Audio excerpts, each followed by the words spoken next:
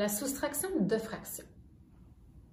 L'addition et la soustraction de fractions servent à résoudre des situations dans la vie de tous les jours. Dans les exemples qui suivent, tu verras comment on peut utiliser un modèle rectangulaire pour effectuer la soustraction de fractions. Tu es prêt? Un premier exemple. Antoine sort une lasagne du frigo. Il y a 5/6 de lasagne dans le plat. Il mange 1/3 du plat de lasagne. Quelle quantité de lasagne reste-t-il? D'abord, commence par une approximation. 5/6 est près de 0, 1/2 ou 1? Bravo, c'est près de 1. 1/3. Est-ce près de 0, 1/2 ou 1? C'est près de 1/2. Bravo.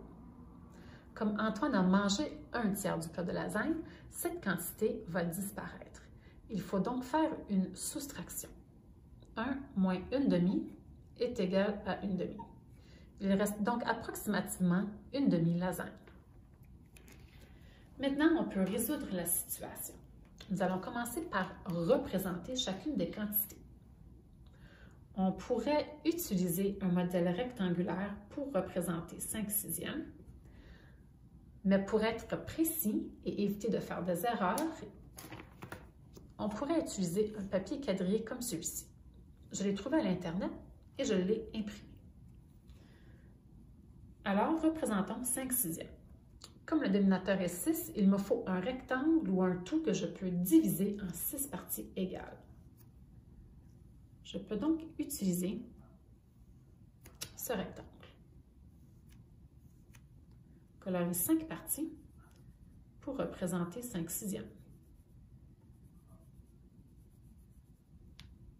Maintenant, on représente la deuxième quantité, 1/3. Étant donné qu'il s'agit du même plat de lasagne, je dois utiliser le même tout. Je dessine donc un rectangle de même dimension que je divise en 3 parties égales, étant donné que le dénominateur est 3. Je colorie une partie. Et voilà.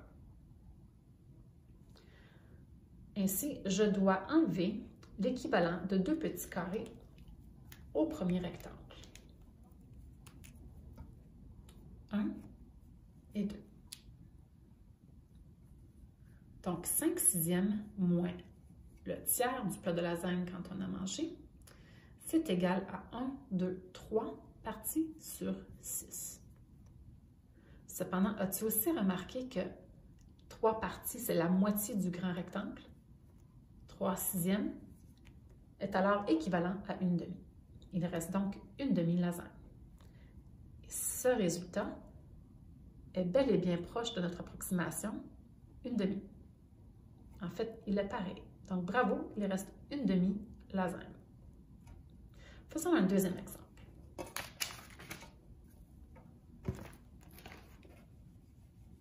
Léa a 1,5 gâteau. Elle donne 5/8 du gâteau à Zachary. Quelle quantité de gâteau lui reste-t-il? D'abord, l'approximation. 1,5. On n'a pas besoin de l'approximer, étant donné que c'est déjà 1/2. La deuxième quantité est 5/8. Est-ce que cette fraction est près de 0, 1/2 ou 1? Bravo, c'est près de 1/2. Étant donné que Léa donne 5/8 du gâteau à Zachary, cette quantité est portée à disparaître. Il faut donc faire une soustraction. 1,5 moins 1/2 est égal donc à 1. Il restera approximativement un gâteau. Maintenant, tu peux résoudre la situation. Commence d'abord par représenter chacune des quantités. La première quantité est 1 et 1/2. On pourrait dessiner un rectangle avec 2 parties égales, étant donné que le dénominateur est 2. Cependant, il va falloir aussi représenter 5/8 à l'aide du même tout. Donc, je vais tout de suite dessiner un rectangle qui est à la fois divisible par 2 et par 8. Et voilà, un rectangle avec 8 parties égales je divise en 2 parties. Je vais maintenant représenter ou colorier 1 et 1/2. Donc, je dois représenter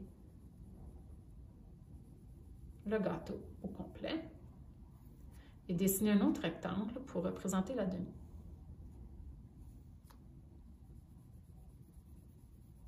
Et voilà. Maintenant, représente 5/8. Je dois utiliser le même tout, le même rectangle, étant donné qu'il s'agit de gâteaux identiques. Je divise ce rectangle en 8 parties, étant donné que le dénominateur est 8, et je colorie 5 de ces parties pour représenter 5/8. Donc ça, c'est les 5/8 que Léa a donné à Zacharie. Je dois donc les enlever à la quantité de Léa. Je dois enlever 1, 2, 3, 4, 5 petits rectangles ou carrés. Donc 1, 2, 3, 4 et 5. Il me reste donc